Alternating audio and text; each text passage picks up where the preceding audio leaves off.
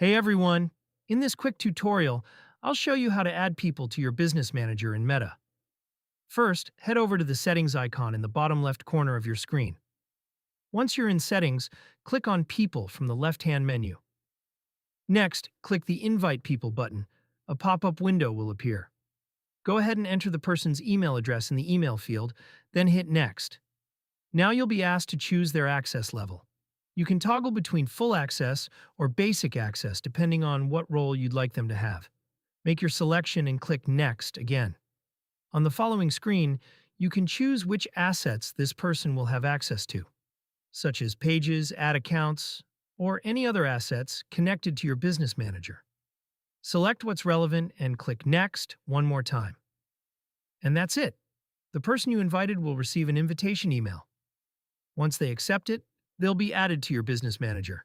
Thanks for watching, and I'll see you in the next one.